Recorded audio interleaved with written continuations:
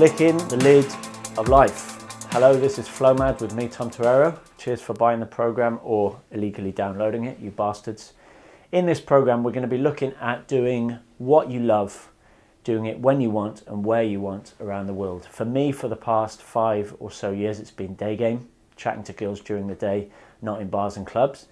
For you, it might be a sport, it might be a job, it might be any activity where you're in the groove, you're in the moment, you're fully absorbed. It's not a passive state, it's extremely active and focused, razor sharp.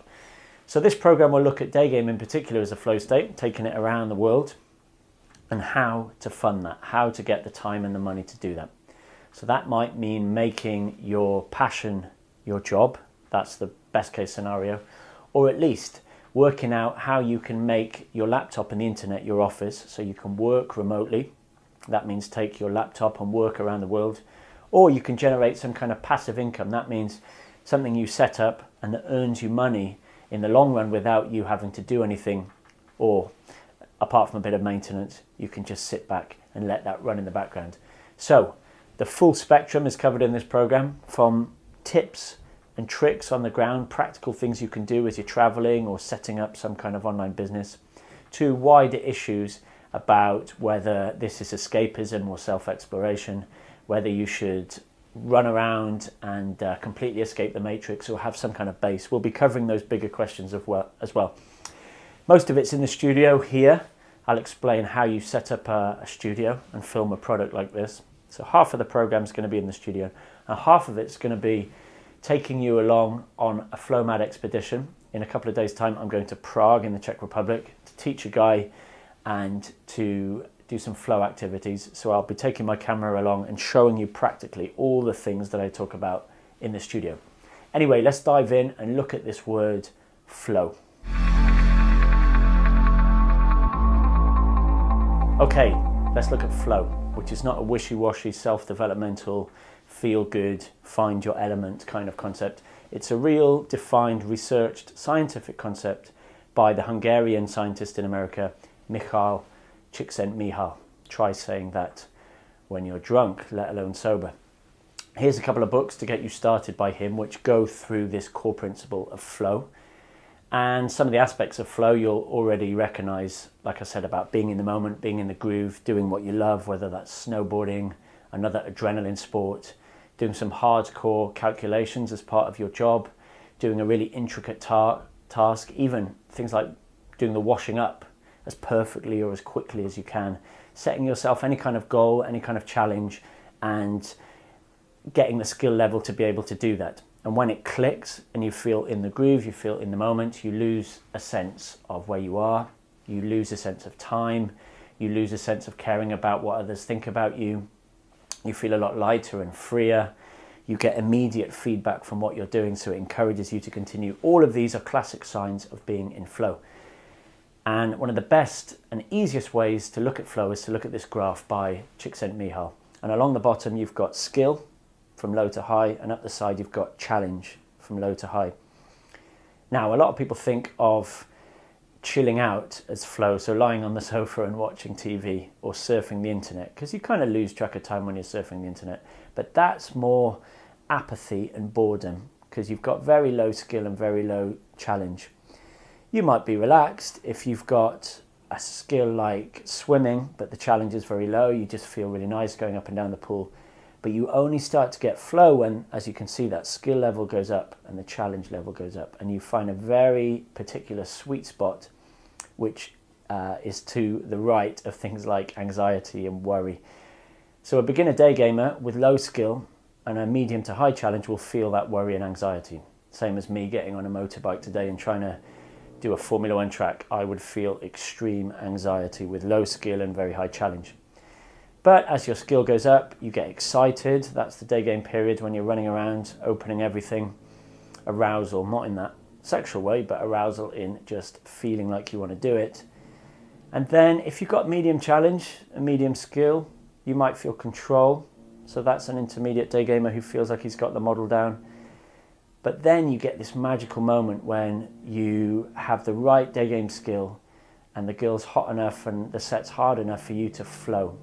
And you forget the model, you forget theory, You forget consciously what you have to do, and you slip into unconscious competency, which is just hitting that amazing feeling of knowing what you're doing without having to think about it.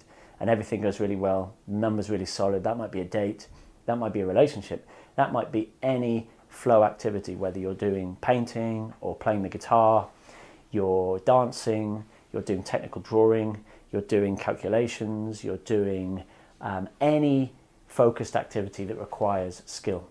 So have a look at that and think now, what's your flow? Obviously day game is probably one of your flow states if you're watching this program, but what is it for you? Is it the job and the skill set that you have right now, whether that's being an architect or a builder? Is it a sport? Is it an extreme activity? Is it a small focused activity? Or have you experienced it like Buddhist monks by mindfulness and presence and breathing? Because you can. I personally don't do that. It's a little bit esoteric and Eastern for me, but I'm not knocking it, because that same sense of presence is what therapists now call mindfulness, or religious folk call meditation, when you're in the moment and everything else blurs and fades away. Stress levels go down, and surprise, surprise, happiness, contentment, feelings of love, joy and peace go up. So that's the aim of this program, to get that feeling from whatever. And we're going to couple that with not just doing it where you are right now, but hopefully taking that around the world. Right, the nomad part of the name, as I said, comes from digital nomad. Really hard to say. That's why I didn't call this program the digital nomad. Plus, it's not my term. It's been around for a long time. Since the beginning of the internet, people have been using tools and technology to escape the 9-to-5 rat race. So what your parents or grandparents defined as a job for life now needs rethinking. And if you showed this program to your parents or grandparents, it would really baffle them. Because unless you know that this stuff exists and that you can use technology to free yourself and use the internet to generate income, this all seems like pie in the sky. It does seem like escapism. But just like the book by Neil Strauss, The Game, kindled so many people's interest in learning seduction and the art of charisma and confidence, that it's a learnable skill, this book by Tim Ferriss called The 4-Hour Workweek kick-started, certainly for me and thousands, hundreds of thousands of guys around the world, this idea that there's a different way of doing things. Now, step one is obviously to read that book. It's slightly dated in that some of the ideas have been tried and tested and now have to be redefined. There's some mythology around this idea of a 4-hour work week, in that no, you won't be working just 4 hours. The book is called The 4-Hour Work Week because he just split tested. That means evaluated different titles using clicks and how many people would be drawn to that on the internet. And the best title to sell the most copies to earn him the most money was The 4-Hour Work Week. Same with the cover of somebody lying on a hammock doing nothing. But as this is going to be pretty obvious in this program, you're going to be working a lot more hours than 4. People that work themselves and set up businesses and even have passive income streams, they probably work 40 plus hours because they no longer see it as work. They see it as doing something they love. It's your passion. So it will be all consuming, okay? It's not going to be 4 hours. The second myth, lying on a beach forever in Thailand doing nothing. Well, that's been tried and tested as well, and it certainly doesn't make you happy. Like lottery winners show, lots and lots of money and lots of free time can actually be very, very detrimental, certainly to men. Think of people who retire or the studies about people winning the lottery. You very quickly return to your base level happiness. And for men who need these focused goals and projects, it can be detrimental in that you become lazy, apathetic, overweight, bored, which leads to its own kind of stress and then depression. Lots of people have heart attacks, don't they, on the golf course when they're 65, or drink too much. So that's the dark side of having all this free time. It's like sitting on the edge of the Grand Canyon, seeing this massive expanse of space and feeling rather queasy because you now are your own boss. So we'll go through some other health warnings of the 4-hour work week lifestyle. And I want you also to remember that I'm not an internet marketer. I'm not an expert marketer who's done a course in business. For the past 2 years, I've taught myself ways of doing some remote living, remote working. I've taught myself passive income. I've taught myself how to set up websites and how to use YouTube and how to use equipment like this and set up home studios. So I'm not claiming to be a guru in this. This program is simply my story and hopefully how it can become your story for doing your day game or whatever flow you want around the world and finding ways and finding the time to do it. For the past 3 years, I've done day game, not just here in London, but around the world in more than 50 cities in 40 countries. And in 2013 and 2014, plus the end of 2012, I went on some day game adventures and started exploring this concept of being a Flowmad and a digital nomad. And I wrote them up, I sketched them out in my book, Torero Travels. And the back cover says, 25 countries, 31 cities, 98 flights, 30 notches, hundreds of fuck-ups and a handful of punch-ups over the course of 16 months.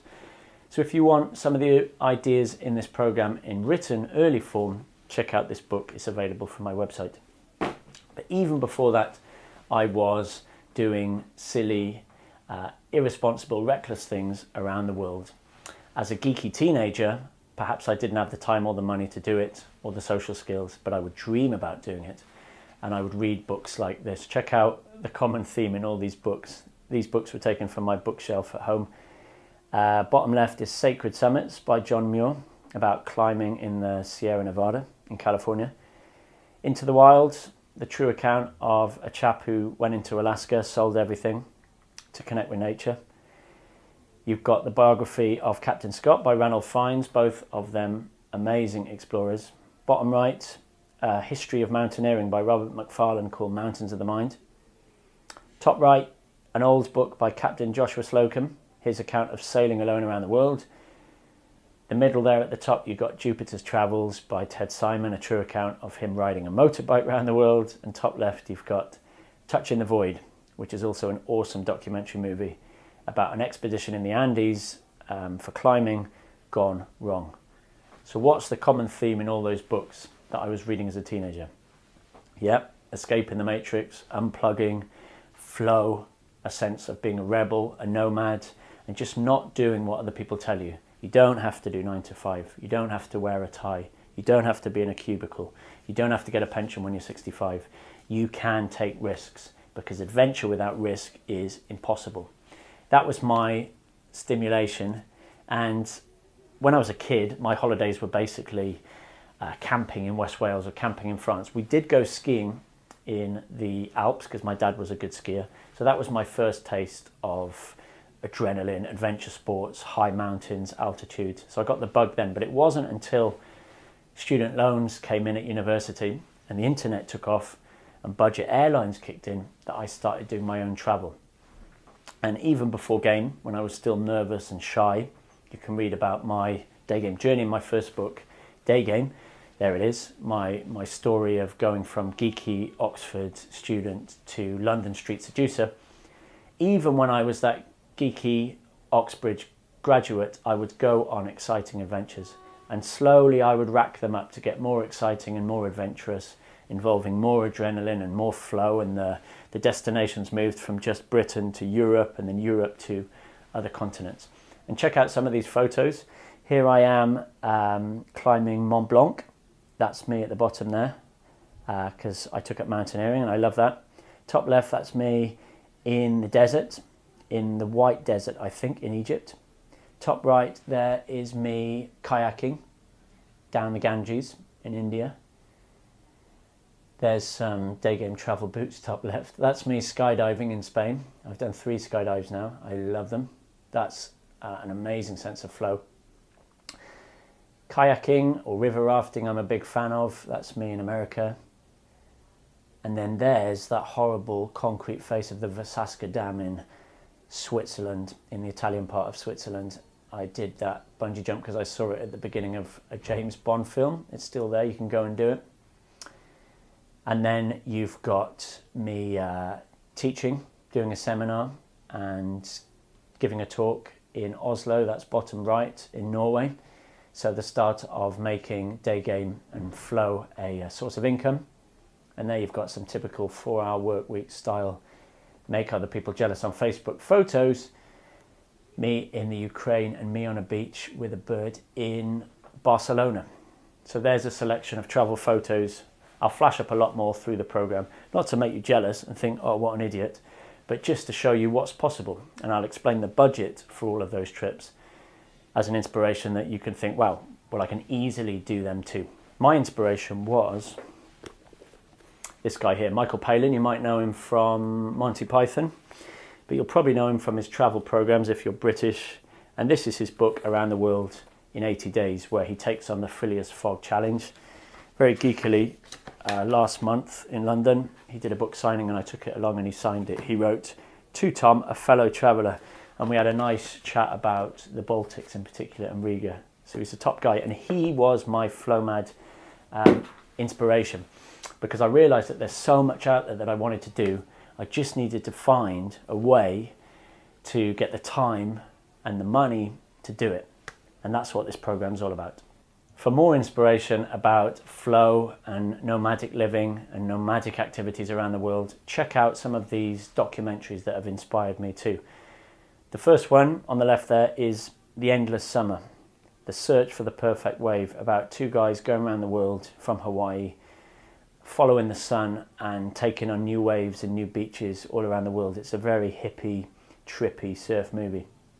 On the right, that's not a relaxing movie, that's on the edge of adrenaline and life and death. That's called TT, Closer to the Edge, about the motorbike race every year on the Isle of Man and how those guys are in ultimate flow states, doing ridiculous challenges at ridiculously high skill levels, and all or nothing movie, fantastic. The next one on the left there, that's equally thrilling. The true story of a guy who walked between the Twin Towers, not as a circus stunt, but as a flow meditative activity. That's called Man on Wire. It's won loads of awards because it's a heist. He did it illegally, obviously when the Twin Towers were still there in New York City. Check that out. The one on the right is just proof that you can get flow, not from only surfing waves or walking on high wires, but that film, Jiro Dreams of Sushi, is about a really old sushi master in Tokyo who's got a Michelin-starred restaurant in a subway station, and how he spent the last 80 years of his life perfecting this art and craft of sushi making, and how it's his bliss, how it's his groove, how it's his flow. It's a beautiful, beautiful film, so check that out. A really important question we have to tackle right now before you get all gun-ho and sell everything, quit your job, and get on the next flight to Asia is, what are we actually doing? Okay, is this escapism, i.e. running away, or is this good for us, quote unquote, self-development? I'm not going to use self-development words because you know I'm all about taking action. But what is it? Is it just a bit of fun, or is this actually good for you? Well, the old saying is true, the grass is always greener. So if you're in an office, you've got an office job right now, you're probably looking out of the window and dreaming about doing day game in Los Angeles or Moscow or surfing around the world. If you're doing day game in LA and Moscow or surfing around the world, there's plenty of times, believe me, where you dream about your home and your family and your friends and going to the pub and doing normal things and putting on normal clothes and doing normal daily routine activities. So it's that famous Buddhist story of a monk and a student walking along the river, and the student says to the monk, "How do I get to the other side?" And the monk looks at him and smiles and says, "You are on the other side," which is a kind of Eastern way of saying the grass is always greener. So it's neither one nor the other, I would say. When I go traveling, when I used to go backpacking around the world, you find a lot of people that are escaping from their home country because they don't like it, or there's something that's happened in their home country, they're running away from something, and they're hoping to find happiness through drugs and hedonism and new destinations. So they just pack up everything and they bugger off. That's a typical beginner's start to traveling. Then you do find people who have come back from traveling and they're certainly more open-minded, they're more enlightened. They've got new experiences to bring back to the table, whether that's their jobs or they've changed their health, they've changed their look, they've changed their skills, they've changed their relationships. So it's really, really positively impacted on their life. And like I said, you find both kinds of people, and both things are true at different stages of your Flowmad expeditions. You'll find both. So just be careful of this. And certainly, like I said, even though the 4-hour work week and the digital nomad model suggests that it's all like lying in hammocks and working 4 hours a day, you're going to take your problems with you. So if you're stressed here, that stress is going to catch up with you abroad. If you're feeling low and unhappy here, those problems are going to surface eventually, okay?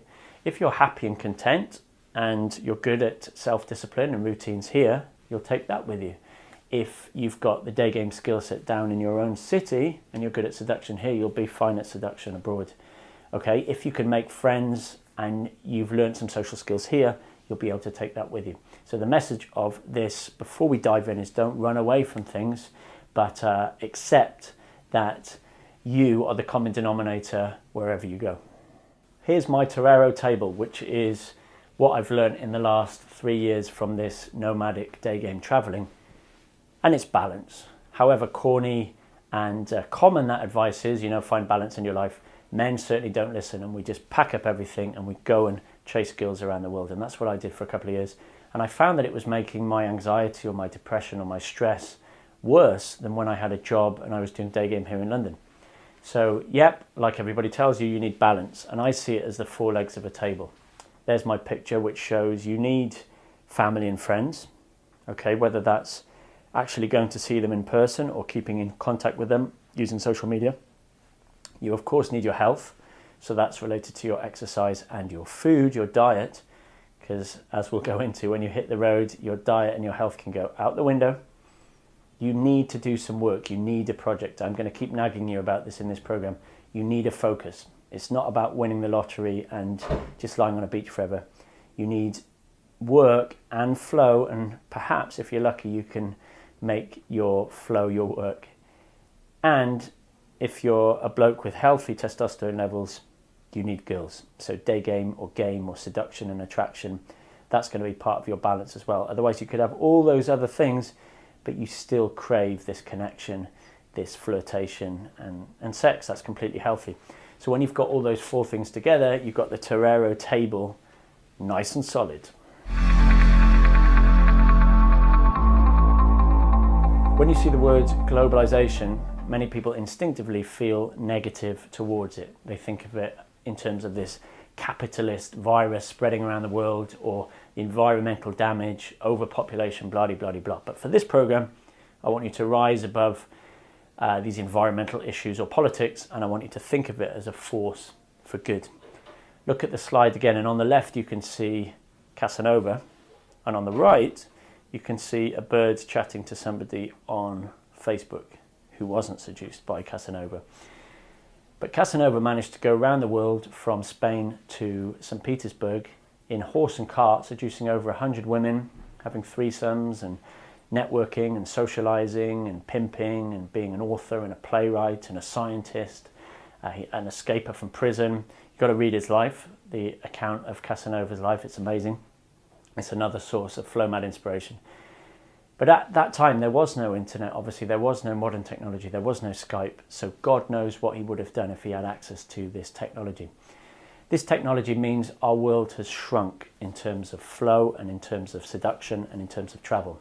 We can plan trips, like I'm going to show you, using the internet and a credit card. We can plan expeditions just using the internet and a credit card.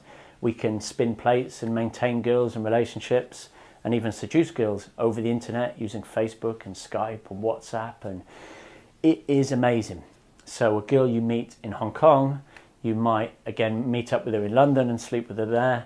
I've recently met a girl in France. I dated her in Moscow, and then I slept with her in Prague. So you've got this globalization as a force for good, and it's a constant theme in this program that we've got to praise and be thankful for the internet and the times we live in, because it's going to make your job as a Flowmad so much easier.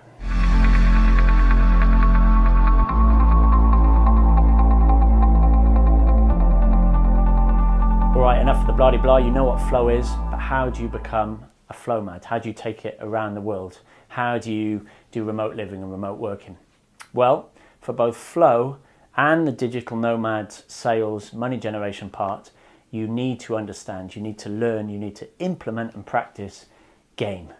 Now, we're not just talking about game with girls. Game principles apply across the board because it's all about conviction.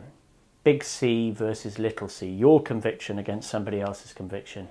Leading, persuading, sealing the deal, making somebody else do something, whether that's buying your product, buying your book, taking your course, spending money on your thing or on you, or it's a girl coming on a date with you, kissing you, coming back to yours, sleeping with you, having a relationship with you, having multiple girls who accept this. It's your frame against the world. Now that sounds very conflictive and like a battle, but you have to rise above that again.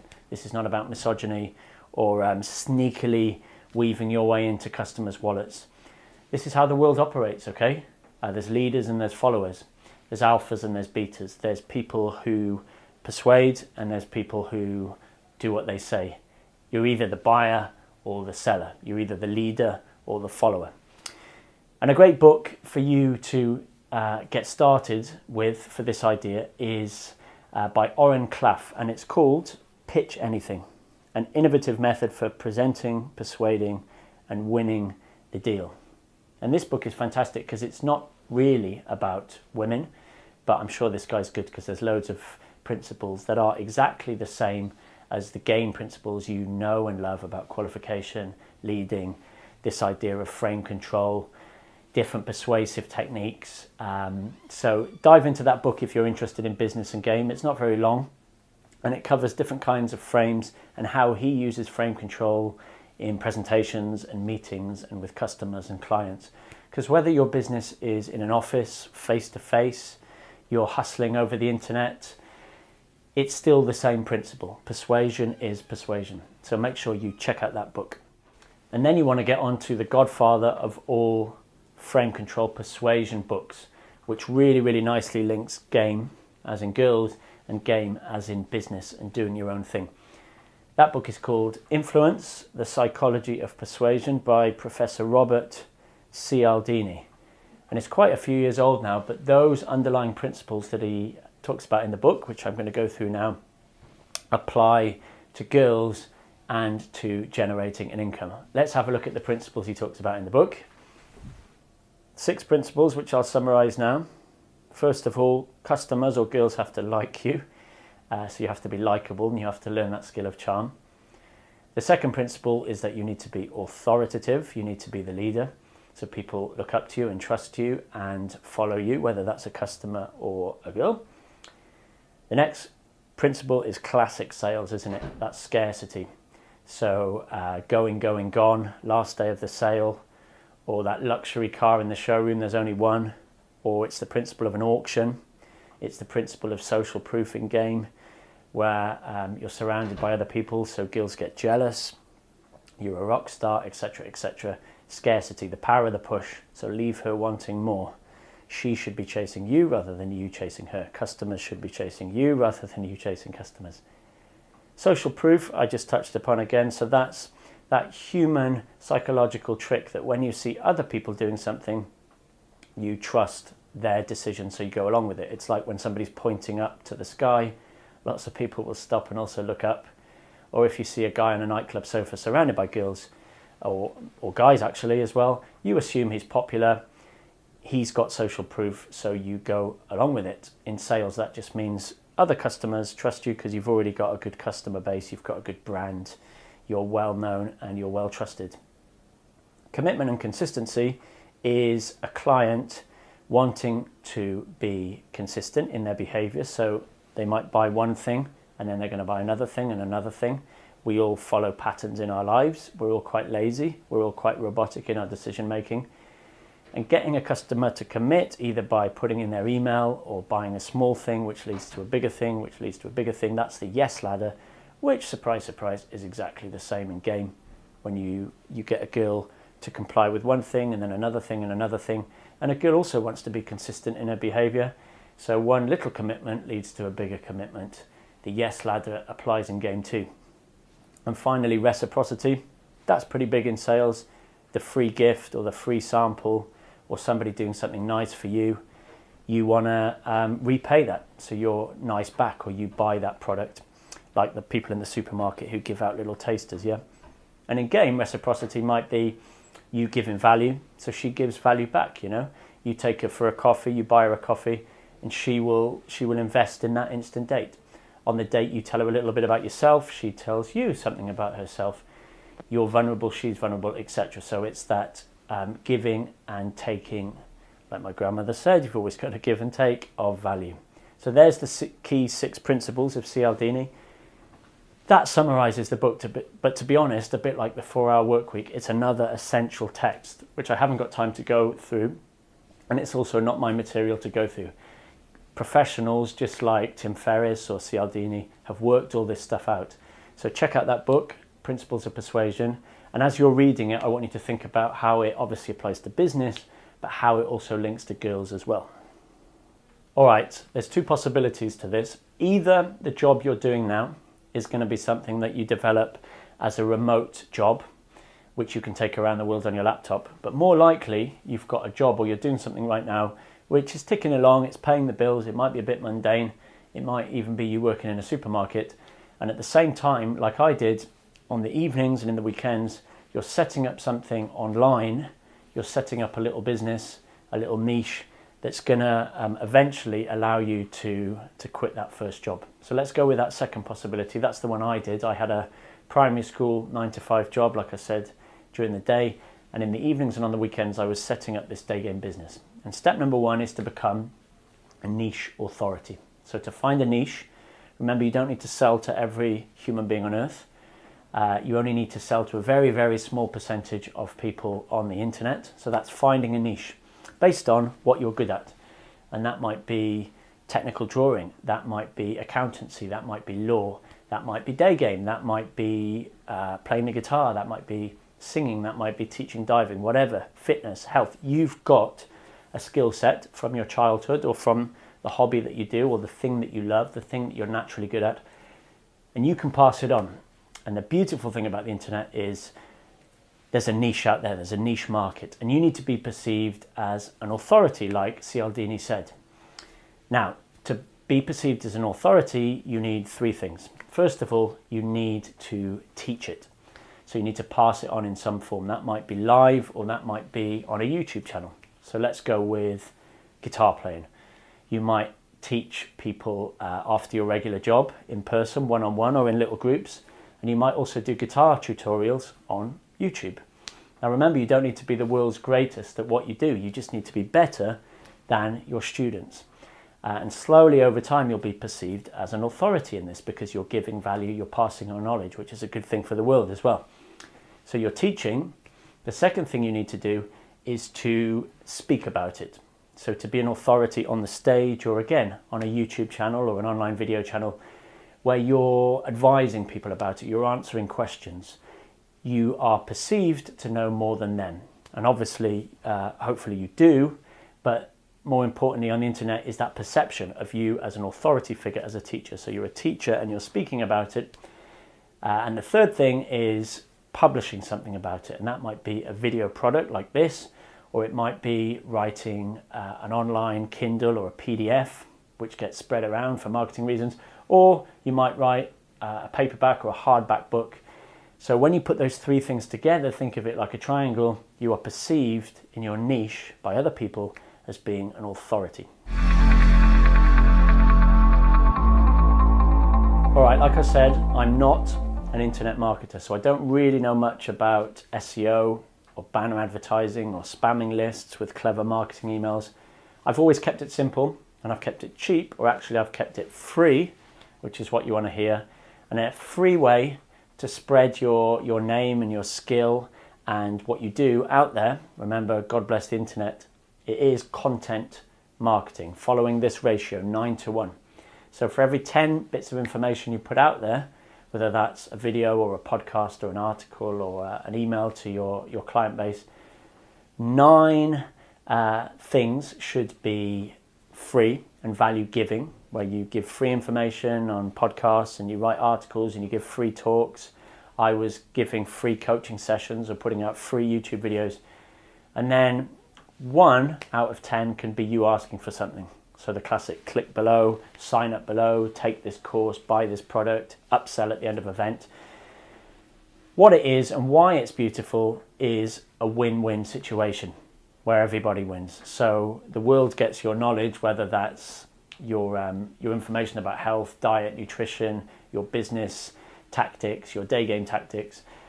And after all this information, a customer, a client will think, yeah, that person's a niche authority.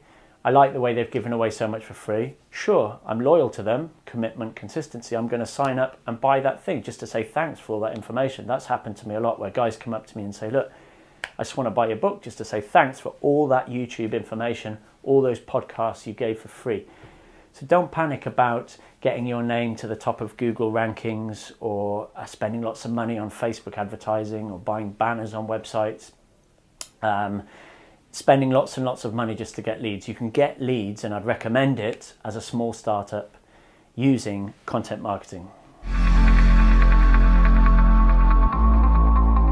There's no getting away from you and your business having a really core brand. You are a brand. So even if we're talking about seduction and girls, your Instagram or your Facebook or your online dating profile or your day game presence, your fashion, your grooming, the way you talk to the girl is a brand. You have a USP, a unique selling point. And she needs to know, like in marketing, we call that the elevator pitch. She needs to know what is your USP immediately. So you stop her on the street and she thinks, wow, this guy's direct, he fancies me, this is who he is. She looks at your Facebook and she says, wow, this guy's life is awesome, this is who he is. A customer sees your logo, hears your jingle, sees your videos, sees your intro sequence, goes onto your website and thinks, wow, that person is unique, they're giving value, they're likable, they're an authority. It's got to be crystal clear and it's got to be uniform. And you have to look after your brand and maintain your brand. So that means finding a domain name, finding a name. I use 123reg to register and buy my domain names. You need a website. You could spend a lot of money coding a WordPress website or somebody else doing it for you. But I keep it simple. Don't reinvent the wheel. I use Wix. Things have got so much better in the last few years with template websites. This one you can have plugins for. I go pro, so I've got a few more options. Especially this one, the email collector, which is called MPZ Mail. There's loads of others like MailChimp. But as marketers say, the list is king, or it certainly used to be king. You have to communicate with your customers and know who they are, because the internet's a big place, so you need to know who the niche is. So start collecting emails. Remember, that's plugged into your website. And if you want things done for you, like logos or intro sequences, like the graphics for this product, you can use a site like Fiverr, or my preferred one is Elance. So freelancers around the world, whether that's graphic design or musicians or coders, whoever, they will do the job cheaper than a big agency, and that's all done online. Just beware of guys who try and do it really, really cheaply. Never go for the cheapest, because I've had lots of nightmare experiences by just trying to save money.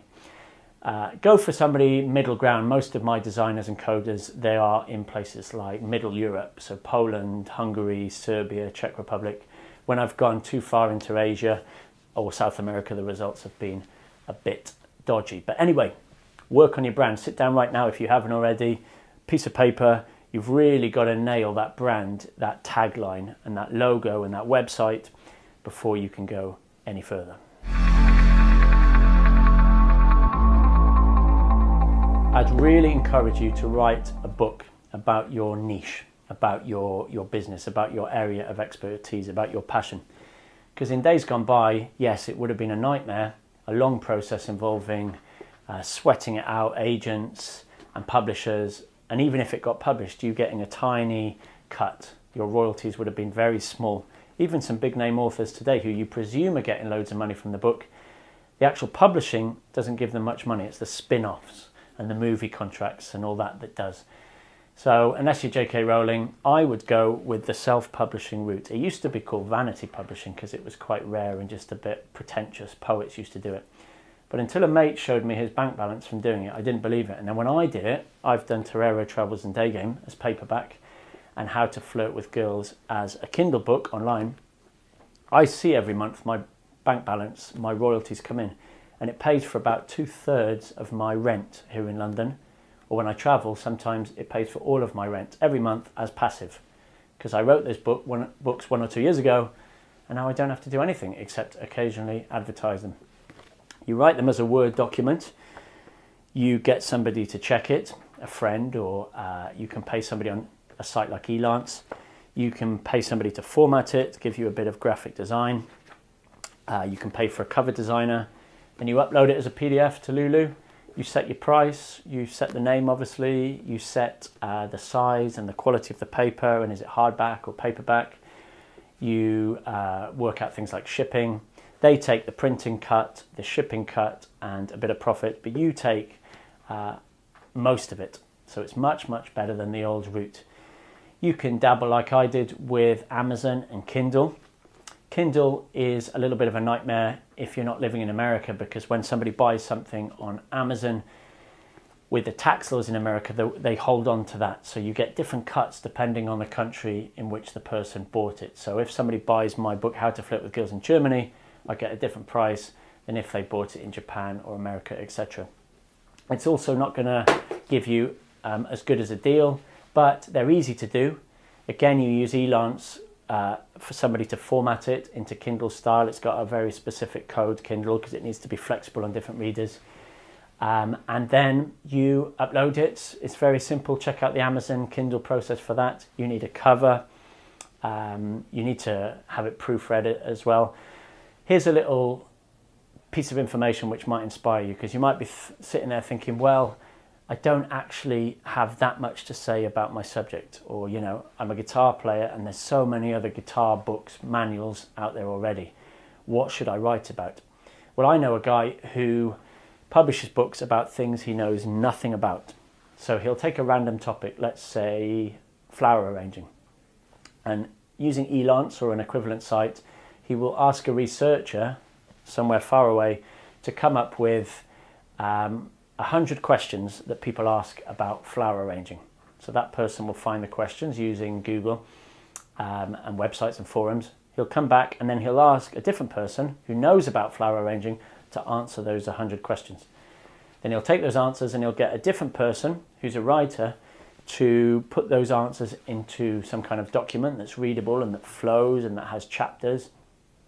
And then he'll pay a formatter and a cover designer, put it into a book and publish it on Kindle through Amazon as a guide to flower arranging. And for every copy sold, he might get £1 or even $1. But his business relies on publishing these mini guides for everything. And he's now got over 200 of these mini guides, from architecture to castles, to racing cars, to dogs, to fashion and weird stuff. But he's outsourcing essentially. So he's cleverly using Kindle and Amazon to outsource to other people, and he gets the profit. Even more profitable than writing a book is making an online digital video product and shooting it yourself, not spending lots of money in a studio. You don't even need a big seminar room. If I cut from this professional shot to a behind the scenes shot, you'll see that, yep, I'm in my scruffy small Soho bedroom in London with borrowed equipment. So that backdrop you can see, that's borrowed from a photographer friend, with the stands, with the light, with the tripod. I'm using his Canon EOS 700D DSLR, which really is for photographs, but it shoots high def 15-minute video chunks, so that's fine. I'm using his plug-in microphone, which is of good quality. I've got my laptop. I use a MacBook Air with Final Cut Pro to edit on, but things like iMovie or even Windows Movie Maker, they're all right for certainly YouTube videos. You might need to teach yourself a little bit of Final Cut. You might need to get somebody to design the motion sequence for you, a graphic designer or a few graphics. You can make slides yourself. You can find music, make sure it's not copyrighted, otherwise that'll get pulled from YouTube or some online platforms. There's loads of royalty-free music out there. I edit it together, and I use a video host called Kajabi. There's the name there. They're a great video host where they deal with the payment, which goes through PayPal. So if people want to log in, they pay through PayPal, they get an automated Kajabi login, just like you did for this product. Kajabi sorts out membership, it sorts out membership levels. It even does things like squeeze pages and sales pages for you, which I don't use. It can either be a one-off video product like this, or you can make it a membership product with a login, and you can update videos weekly or however often you want to. So something like Kajabi is amazing. It wasn't available 5 years ago, so you had to code it and build it all yourself or get someone else to do it. There's other platforms out there like Vimeo Pro, but I would go for Kajabi if you're going to be making more than one video product. I've got, at the moment, Badass Buddha, Conversation Ninja, and Flowmad, and this year I'm going to be making some more. You don't even need a DSLR camera like you saw, and you don't even need this equipment. Smartphones such as the iPhone, this is the old iPhone 5, but it's amazing for video. When I'm traveling, I make video blogs on this, as long as you keep it nice and stationary and you use a plug-in microphone. I use the headsets with a little mic. That works fine, and I know guys in America who have made products on this phone. You can hear I'm in London with the police and some background ambient noise. That just proves the point that you don't need to be in a studio. What was I saying? Yeah, use technology that you've got already. You don't even need to invest in loads of kit, because a classic entrepreneur's mistake is to think, okay, I'm going to make a podcast. I need to buy loads of podcast equipment, or I'm going to make a video product. I need to hire a massive stage and lights and banners and a professional camera crew. No. Use what you've got. For lots of travel videos and Flowmad stuff, I use the GoPro. This is the old Hero 3, not the Hero 3 Plus, or I think there's a 4 out now. But use what you got. And even though you can hear this background noise, perhaps there's a bit of drilling going on, it doesn't really matter, because if you're focused on content, quality, and providing value to your niche market, people will buy it.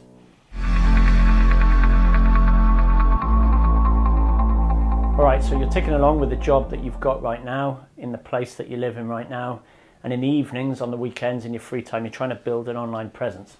And that might be to do with your flow, with your passion, with your skill set, or like another mate of mine, it might be to do with something completely unrelated. He sells teeth whitening kits on the internet. He's got no interest in dentistry or really the teeth whitening industry, but he's been buying and selling with this kind of stuff for ages, and that's how he makes his money. So he's often not in one place, he's traveling around like me, doing all his work from his laptop. But it's not his passion, that just gives him money and time to do his passion, which is windsurfing in the Canary Islands in Spain. But anyway, we need to think about jobs that you can take on the road. Because sure, you can have this job that you got now and you can save up money, but we want to think of a job that you can take on the road, that you can do from your laptop. So it's worth sitting down now and considering what you could run remotely. So I'm going to give you some examples of jobs that straight away you'll think, yep, that's doable, that's possible. I've met loads of guys on the road who are already doing these jobs. Remember, it might not be their flow job to start with, but it does earn money through the internet. One of my good friends teaches English, but not in a classroom, not face-to-face one-on-one, but she teaches French businessmen through an agency who use a platform a bit like Skype. So she can sit on a beach in Thailand with a headset on, with a camera, probably in a bikini to, oil the cogs. And she teaches English remotely anywhere, and she gets paid online. So that's a good job. I used to live with a guy who is a professional poker player on the internet, not in casinos. And that's probably the most common job I encounter on the road, guys who play poker on the internet. It's time consuming, you need massive skill, the skill goes up every year, you need to train in this, so it's not something you can jump ship and do easily, but it's a possibility, yeah? Same with property management. Last year I travelled for a bit with a guy who has properties in America, somebody else looks after them, and he just checks in online, has some Skype meetings online, and the money comes in that way. But you do need, obviously, the properties and some capital, and you need to get your foot on the ladder, so you can't just jump into property. Some people rent out their place when they travel using services like Airbnb, which we'll talk about later. So you can make a profit on a room that you might have right now in a location where you are right now.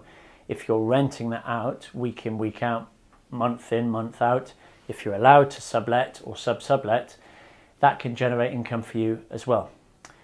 Other things that I've encountered on the road are traders, investors, people that deal in stocks and shares, something called day trading, a bit like day game. People using their laptop and tracking patterns and investing quickly, buying and selling very quickly, that's day trading. Of course, online finances, a bit like betting, a bit like poker, you could say, has risk involved if you don't know what you're doing. So don't just step blindly into these things. You might be doing import-export. I know a guy who's buying and selling watches. He buys them from China. He actually went to China to the factory to source them and to customize them and to check them. Then they get shipped to where he lives. He's paying somebody to package them up, check them, process the orders, send them off. He's built the platform himself, and that earns him profit. So there's just a few examples of jobs that you can do remotely through your computer. There's millions more, and in the 4-hour work week, he gives you lots of ideas. But I want you to consider now, what's the next step after not only forming something on the side, but perhaps doing the job you do now. Is that possible online? Can you ask your boss to work from home? In the 4-hour work week, Tim Ferriss talks about first doing it 1 day a week and showing the boss how productive you are, then doing it for 2 days a week, 3 days, 4 days, 5 days, full time. Because if you've got an office job and you can do your meetings remotely through Skype, then yeah, you can do it. If you're a graphic designer, you can do all your work online through Elance. Like I said, if you're a teacher, you can teach using the internet. So consider now how you can use your laptop to be your office.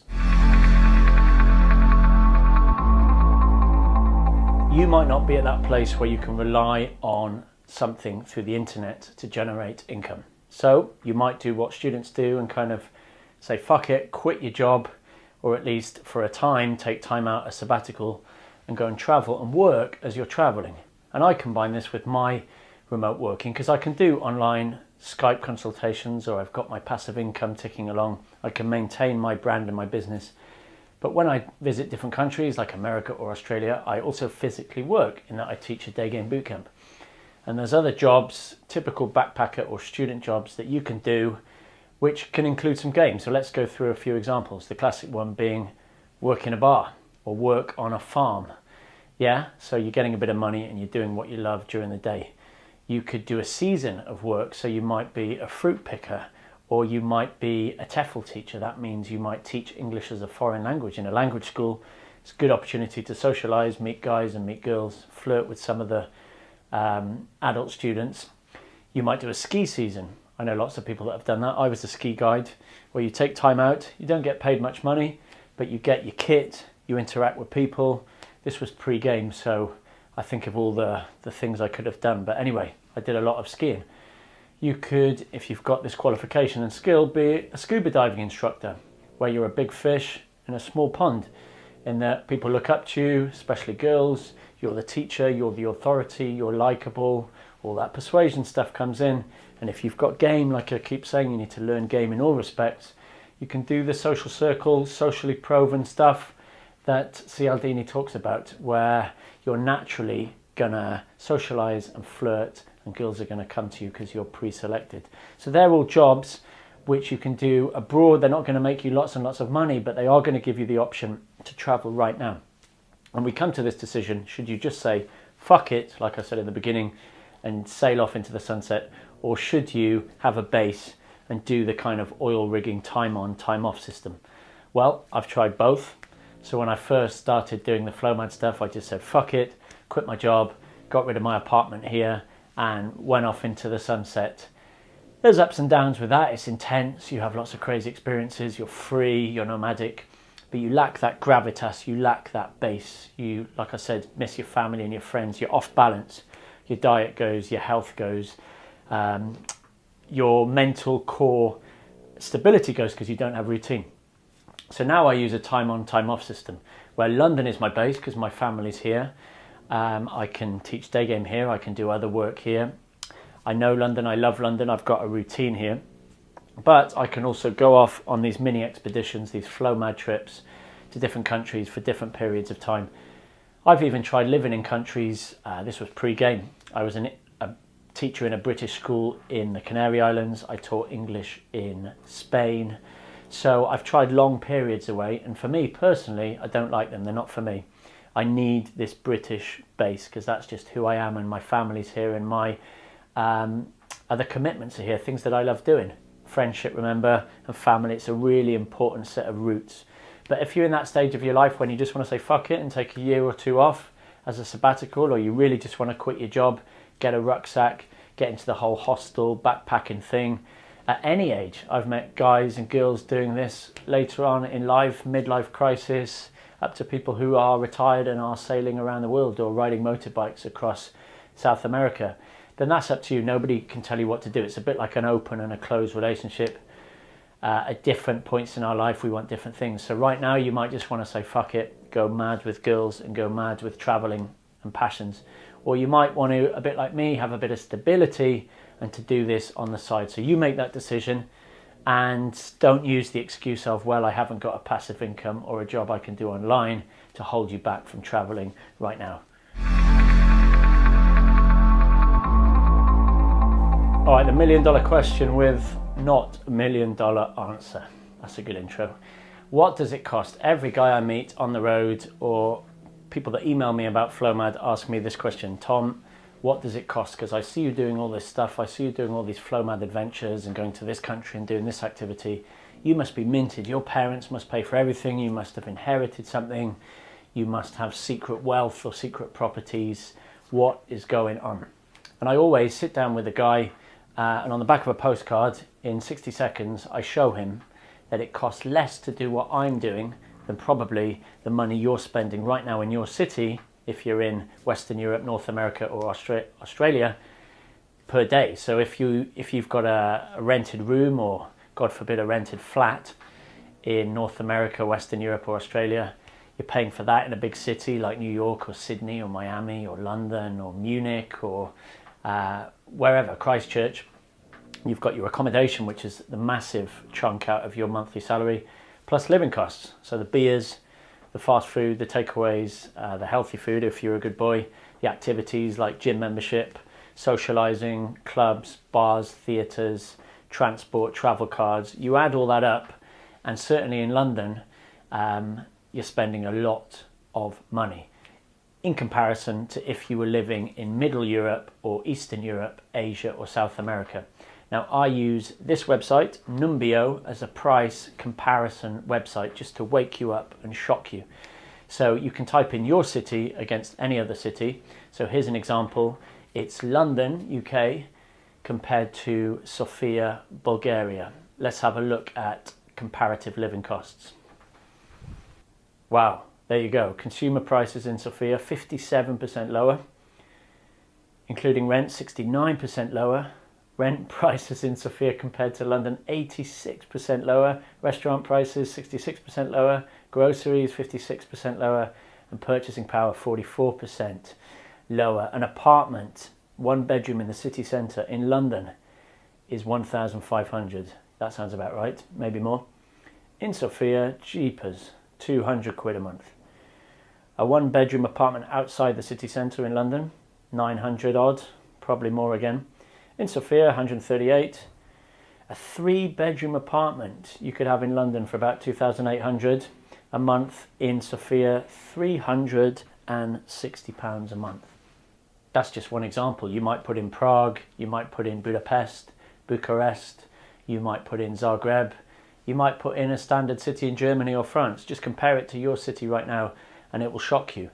So the moment you're free of your 9-to-5 job, in that you have to be in that city to do it, whether that's doing one of those remote living jobs on your internet and your laptop, or actually physically working in another country, the moment you're free to travel, you're going to save yourself money by doing it. And that's always the amazing thing when I tell people I'm saving money by doing what I'm doing. If I was in London like I used to be, spending that money, about £1,000 a month just for a room in the centre of London, plus all the living costs and the massive travel costs here, you add all that up and I'm better off buggering off. So every minute, every day I spend in London at the moment is a drain on my money. Whereas if I go to Prague, like I'm going to do and take you guys along, that trip will save me money, especially when I do some work out there, do some day game boot camps out there, earning a lot more money. So make your pound go further, your dollar go further, get more bang for your buck. in all sense of the words. Do some research, use Numbeo or an equivalent price comparison website to shock you into thinking, where do you want to live, or where do you want to base yourself for this time on, time off in the world? Guys go, yeah, that's all interesting, Tom, I understand that, but what exactly do you earn? How much money do you spend every day, every week, every month, every year, etc.? Now, in England, certainly, it's a bit of a taboo subject. Discussing salaries, a bit like discussing your health. People don't like to do it. But I'm going to give you some stone cold facts, again, to inspire you to bugger off and live somewhere else, certainly for parts of the year, perhaps when it's cold. Go to Asia or South America, or in the summer, you might want to do a crazy expedition. How much money do you need? Remember, I'm choosing places in the world that I know are cheaper than North America, Western Europe, or Australia. And you could add in places like South Africa as well. So I'm choosing Asia, Eastern or Middle Europe, and South America. And for my last 2 years, I can tell you that I need 60 British pounds a day. 30 British pounds, that's half of the daily budget, is going to go on accommodation. And as I'll show you in Prague, that can get you a lot. So in Belgrade, Serbia, £30 can get you a really nice one-bed apartment in the old town with a beautiful kitchen, a living room, all bills paid for. It includes the internet, it includes a cleaner. We'd do that through Airbnb. That's £30 a day, and you can even get it less than that. I know one guy that gets it for about £20, £25 because he stays long term. And when you stay long term, you don't have to do it through Airbnb. You can do it directly through the landlord and say, listen mate, I'm going to be here for 2 months. What deal can you do? In other places, like I just showed you, Sofia, it could be even cheaper, okay? But let's just say 30 quid a day, £30 a day for you American viewers. Put that in dollars. And then the other £30 gets me a lot. In London, in a London restaurant, or a London cafe, or a London Starbucks, that wouldn't get me much. But abroad, you can get a full, beautiful 3-course dinner in Zagreb, you know, or Argentina. Nice meat, nice wine, a starter, a dessert, for about £10. So you might do that twice a day, lunch and dinner, bit of breakfast, a few beers. A beer recently in Poland was just under £1. In most parts of the Czech Republic, it's less than £1. Obviously in Prague, tourist city centre, it's a lot more. So we're avoiding tourist traps. We're avoiding that like Disneyland tourist hell. Going to undiscovered cities perhaps, maybe second-tier cities in that country, third-tier cities. Remember, we're pushing the boundaries, saving money, and then for £60 a day, we want to multiply that by 30 by the month, and we get £1,800, okay? So let's call it £22,000 a year for that lifestyle in Eastern Europe, Middle Europe, Asia or South America. You could do it even cheaper. I know guys that travel around the world on about 12 grand a year, £1,000 a month, but that's hardcore roughing it and backpacking and couch surfing and hitching and carpooling and all that. Then you add on your travel stuff, and all in all, I say to guys, I spend roughly about £24,000 a year on these Flowmad international day game trips. So my life costs about £24,000 a year. Now, if you're in North America or you're in London, you'll think, fuck, you spend probably 30, 35, £40,000 a year just being in your city and surviving. So on a piece of paper, on the back of a note book, jot down now what you're spending in your home city, use Numbeo to compare, and then start to think how much you actually need to get by on to be a Flowmad. All right, time for some minimal living. Time to look around your room and your apartment and think about all that stuff you've got in storage at your folks' house or in your friend's house, and think, do you actually need it? Have you looked in that box in the last 6 to 12 months? What do you actually need to survive? As a guy on the roads, very lucky, because you don't need loads and loads of wardrobe stuff. You need 2 or 3 changes of clothes. You can buy more depending on the climate. You need your passport. You need your bank account details, so online banking, credit cards. You need some insurance, which we'll come on to if you're doing big trips. You need some communication, so a mobile or a tablet or a laptop. You need your work stuff, which hopefully is the laptop. And that's about it, okay? Apart from toiletries, and somewhere to sleep in the night, keep warm, and some food to fuel you, you don't need much more. And I'm famous for traveling with this. So for the past 2.5 years, everything has fitted into this bag. I don't travel with check-in baggage, suitcases and bulky hard stuff. I like to just take that so I can put it in the overhead locker or beneath the seat in front of me if it's a flight or a train or a coach. And consciously I have to minimize everything to fit in that bag. Yeah, and I might top up as I'm traveling, so I might buy, like I said, some extra clothes. Nothing expensive, I can ditch them if it's hot or if it's cold. I've got my books on my Kindle or even on my laptop, so I don't need to carry lots of bulky books.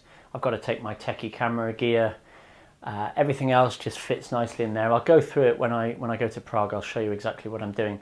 But I made a conscious decision about 2.5 years ago to sell lots of stuff to generate a bit of income. So all those DVDs you never watch, all those books you never watch, all those clothes you never wear, you can sell it using stuff like eBay. You can give it away to charity shops, to friends. I gave my record collection to a friend who was very grateful for that. You can put stuff into storage if you want to, if you're really panicking thinking you need it. I've got a mate who pays for a lock-up storage thing in London. He's off travelling and he's got some boxes. If your parents or grandparents are nice, you can stick it in their garage or their loft. But really think, do you need that stuff in that box, or is it just sentimental? Are they just memories?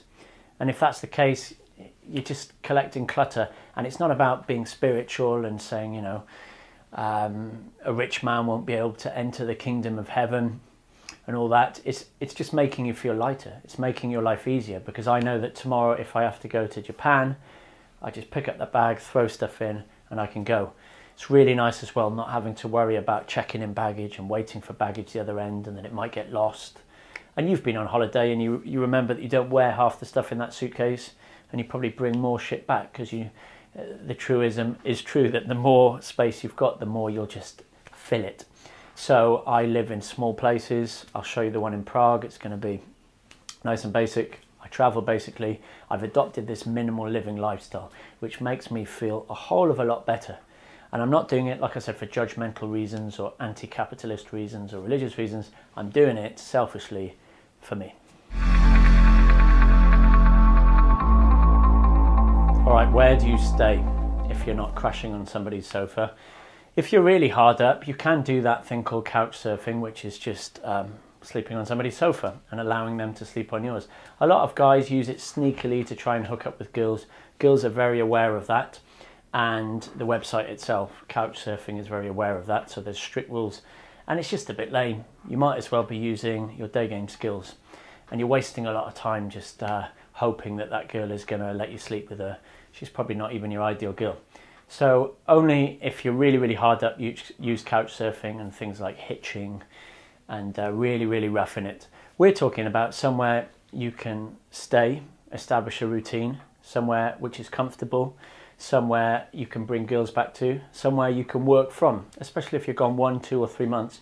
You need quite a nice place. So we're not talking about tents and camper vans. Although if that's your thing and you want to do some cool Flowmad expeditions with those, go for it. Awesome. I use a mixture of things. So the first thing I ever used was this website here, hostelworld.com, and they give you hostels and backpacker places, budget hotels and B&Bs, bed and breakfasts. And if you're just starting out and you're trying to be more sociable and you've not really done much traveling before, hostels or backpackers are great because you meet like-minded people, you can flirt. There's too many guys usually, and it's not what it says on the tin. Usually it's people being antisocial in the common room just on Skype and big groups, and too many guys fighting over a few hippie girls. But it is cool to mingle, go on pub crawls. Hostels often do activities. Like in Scotland, I went with a group from the hostel, kayaking and doing some trips into the Scottish Highlands. That was nice, organised by the hostel, so you can do stuff like that. I did that in Canada as well. So use Hostel World, that's excellent. And it also gives you, like I said, cheap hotels. So you can type in, what you want. Single room, double room, city centre, minimum price, maximum price. It's the 1-star, 2-star and the 3-star hotels. Yeah, it's not going to be the Ritz, but it's good if you just want a bit of privacy. And for logistics, like we'll come on to in Prague, a shared mixed room in a hostel is hard going to pull a girl back to. You need to improvise. I remember in LA, some guys on the boot camp, they took the girl from the hostel to the beach, or you go to the laundry room in the hostel. Be careful of CCTV. But it's a tough call because the girl's going to be feeling nervous. So a private area for you and her is much better. So if you've got a hotel room, much better. But what's the problem with a hotel and bouncing girls back? She might panic and feel a bit slutty in that you're bringing her to a hotel. You might get flack, you might get cock blocked by the reception staff. That's happened to me before. So you really want the ultimate solution, which is your own place, an apartment. Now that sounds really expensive, but don't worry, it doesn't have to be. All Flowmadders around the world use this website. It's Airbnb, and that is people renting out their space using this website as a middleman. So often it's people's homes, people's flats. You can rent out rooms, whole houses, tree houses, igloos, all around the world. You specify number of rooms, number of people, whether you want a kitchen, a lounge, a bathroom. Some of them really are like homes and they're full of people's stuff and knickknacks. Some of them are kind of professional apartments that are clean, just like a hotel. So they're quite whitewashed and anonymous. You decide what you want. Now, the great thing about an apartment is that it's your space, and a girl feels very happy to come back to an apartment to cook some food, watch a movie, sit on the couch, and you've got complete privacy, no reception staff to worry about, no crazy hostel antics. If it's in the city centre and it's near your dating logistics, fantastic. So you decide the area as well. You've got complete control. Sounds expensive, but again, remember, like I showed you with the price comparison, you're going to be amazed at how much that full apartment is going to cost you in Eastern Europe. Like I said, in Belgrade, about £30 a day. So check out Hostel World, check out Airbnb. You can have one more little trick up your sleeve, which I've recently learnt, and that is if you're making a lot of flight connections. Now, I used to sleep just on the airport floor to get budget airline flights early morning, late at night, or connections. I just sleep on a sleeping bag on the airport floor. That's cool, but it's roughing it. I've recently discovered these little pod hotels in true Japanese airliner kind of style. Tiny little rooms where you can specify how many hours you want. So you can just crash there for 2 hours or 5 hours. You book it out. There's one at Gatwick. I think there's one at Heathrow. I'm sure there's one in New York, JFK, or around. I know there's one in Amsterdam. But this is the website. It's very cool as long as you don't suffer from extreme claustrophobia, because the rooms are very, very small. They're not called pods for nothing. But put that into your arsenal as well, and then you're completely sorted for where to lay your head around the world.